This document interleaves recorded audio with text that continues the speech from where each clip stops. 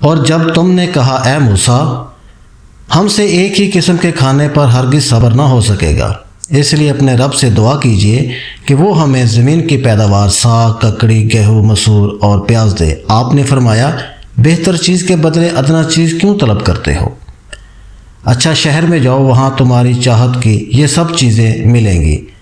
ان پر ذلت اور مسکینی ڈال دی گئی اور اللہ کا غضب لے کر وہ لوٹے، یہ اس لیے کہ وہ اللہ تعالیٰ کی آیتوں کے ساتھ کفر کرتے تھے اور نبیوں کو ناحق قتل کرتے تھے۔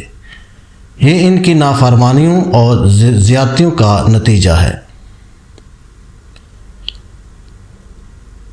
مسلمان ہوں، یہودی ہوں، نصاری ہوں یا صحابی ہوں، جو کوئی بھی اللہ تعالیٰ پر اور قیامت کے دن پر ایمان لائے اور نیک عمل کرے، ان کے اجر ان کے رب کے پاس ہے، اور ان پر نہ تو کوئی خوف ہے اور نہ ہی اداسی۔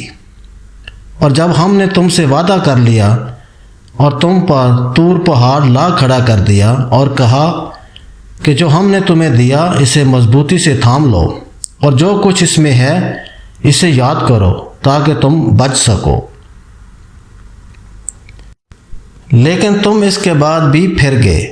پھر اگر اللہ تعالیٰ کا فضل اور اس کی رحمت تم پر نہ ہوتی تو تم نقصان والے ہو جاتے، اور یقیناً تمہیں ان لوگوں کا علم بھی ہے جو تم میں سے ہفتہ کے بارے میں حد سے بڑھ گئے، اور ہم نے بھی کہہ دیا کہ تم ذلیل بندر بن جاؤ، اور ہم نے اگلوں پچھلوں کے لیے عبرت کا سبب بنا دیا اور پرہیزگاروں کے لیے واعظ و نصیحت کا۔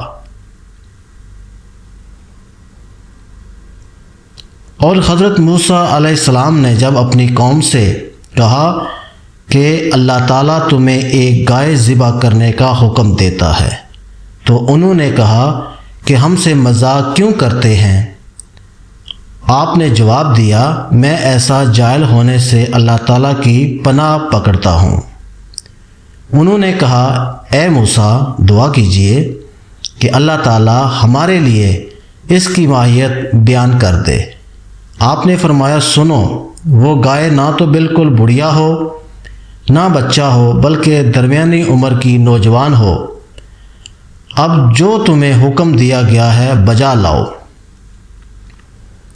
اور پھر کہنے لگے کہ دعا کیجئے کہ اللہ تعالیٰ بیان کرے کہ اس کا رنگ کیا ہے۔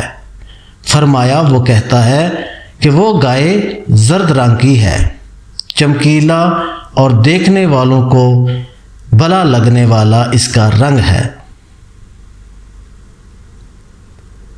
وہ کہنے لگے اپنے رب سے اور دعا کیجئے اور ہمیں اس کی مزید ماہیت بتائیے۔ اس قسم کی گائے تو بہت ہیں، پتہ نہیں چلتا۔ اگر اللہ نے چاہا تو ہم ہدایت والے ہو جائیں گے۔